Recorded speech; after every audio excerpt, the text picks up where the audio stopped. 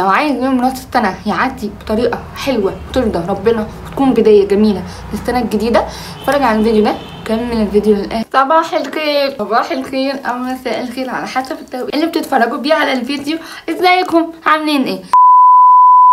الفيديو ده أنا مصوراه قبليها بيوم وهينزل يوم راس السنة. اليوم ده كل واحد متعود على حاجة معينة، فاستنى بقى كده وامسح كل اللي انت كنت بتعمله وانا هقولك على حاجة انا نفسي هعملها اول مرة السنة دي. ايوه، بعد الفيديو ده انت تسمعه كله وتقوم تعمل اللي انا هقولك عليه. لو عايز يوم راس السنة يعدي بطريقة حلوة وترضى ربنا وتكون بداية جميلة للسنة الجديدة، اتفرج على الفيديو ده، كمل الفيديو للاخر، واعمل لايك وشير وسبسكرايب للقناه لو اول مره بتتفرجوا عليا. يلا بينا عشان ما اطولش عليكم ونبدا فيديو النهارده. اول حاجه عندنا احنا بنعمل ايه يوم راس السنه اصلا. طبعا كلنا جيل 2002 وجيل 2001 فجاه كده خلاص عدينا ال 20 سنه، يعني بقينا مسؤولين قدام ربنا عن نفسنا، عن جسمنا، عن شكلنا، عن كل حاجه في حياتنا من اول الالف لحد الياء. تمام، هنعمل ايه بقى يوم راس السنه وكل الراجل اللي انت عماله تقوليه ده؟ انا هقول لكم وانا وقلم واكتبي ورايا يا ست الكل. بصوا بقى،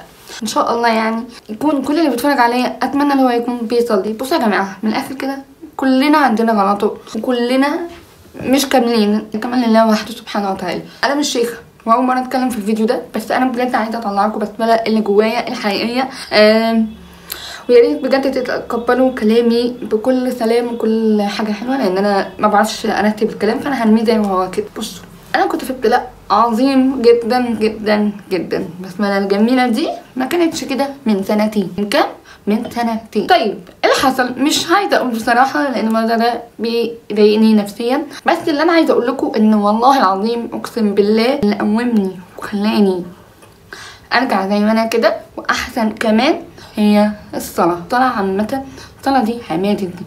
انتي مسلمة وانت مسلم، طيب ازاي ولا بتصلي ولا بتعمل اي حاجة توحي ان انت مسلم؟ عارفة ان الصلاة دي، او انت عارفة ان الصلاة دي اساس الدين، واول حاجة ربنا بيسألنا عليها لما بيفتكرنا، وربنا يا رب يحسن خدمتنا كلنا. طيب انت عماله ترغي في كذا حاجه وما قلتيش الموضوع الرئيسي بتاع الفيديو، عنوان الفيديو اقضي ليله راس السنه ازاي. اول حاجه نبدا بالولاد عشان انا برضه عندي اخ ولد، فهبدا بالولاد ويزهقوا ويخرجوا بره ان شاء الله عشان الباقي بقى للبنات. الولد طبعا اللي بيبقى عنده خلاص 17 18 سنه ده مش معناه اللي قبل كده ما يصليش، لا طبعا. الولد ده سواء بقى عداها لسه فيها لازم يبدا الساعة 11:30 بالليل، طبعا بعد ما يصلي الفروض كلها اكيد.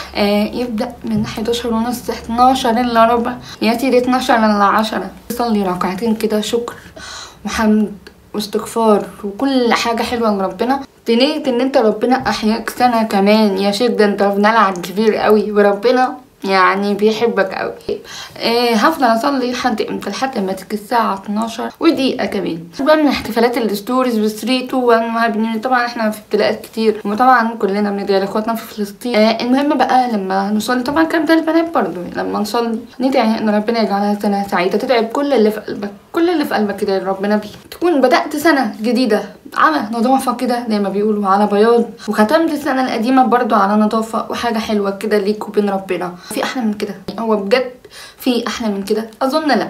ويا ريت يا ريت يعني بعد الصلاه دي ما نبوظش بقى اللي احنا عملناه ده، احنا بادئين السنه على نظافه. يا سلام لو تنزل كده ترمي كام حاجه كده بينك وبين ربنا، برضو الناس غلابه يدعوا لك دعوه حلوه. الحاجات دي والله بتفرق جدا في حياتك وفي صحتك. عايز حياتك تمشي طلع فلوس لله، هنشوف بقى ما هيحصل بعد كده، ده معجزه والله. يلا انا دلوقتي هكمل بقى الفيديو التاني للبنات، اتفضلوا بقى حبايب قلبي. النهارده بقى هقول لكم على حاجه حلوه، مش ولاد دلوقتي لان انا هتكلم في حاجه تخص البنات. لو احنا عندنا العذر اللي مش بيخلينا نصلي، طب هنعمل ايه؟ مفيش اي مانع نقرا قران، مفيش اي مانع ندعي، مفيش اي مانع نسبح ونكبر، كل ده برضو في نفس الوقت اللي انا قلت عليه، اول 12 ل 10 او 12 الا ربع نفضل بقى ندعي كل اللي في قلبنا. ندعي لو كان عندنا مريض، لو كان عندنا واحده مش ندعي لو كان عندنا اي حاجه، اي حاجه بجد يا جماعه والله العظيم. الصلاه والدعاء دول بجد بجد دي فهمتكم كل حاجه والله العظيم بجد. يعني تقراي قران كده وتدعي لكل اللي في قلبك برضه، تدعي لاي حد متوفي حي اي حاجه، صدقني ربنا هيتقبل جدا جدا جدا. نخف شويه من الاغاني، نخف شويه من الستوريات بقى والكلام ده، حاول ننسى ان ما كانش في حاجه اسمها موبايل، ما فيش حاجه اسمها السوشيال ميديا. بقول لك كده ايه ده، اعملي حاجه جديده في البيت،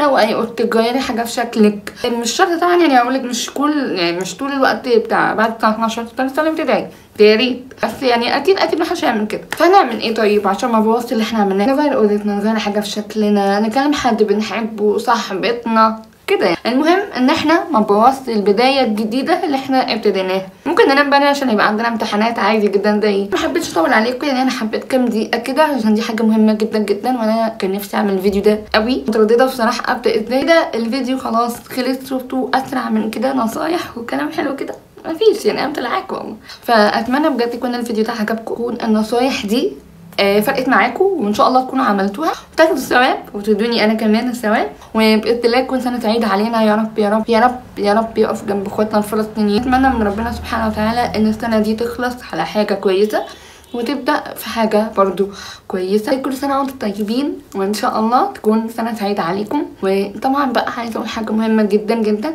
يا ريت اي حد جه الفيديو ده قدامه ما ينساش يعمل اشتراك في القناه ويعمل لايك وشير وكومنت للفيديو اللي جاي. وشكرا واشوفكم في فيديو جديد.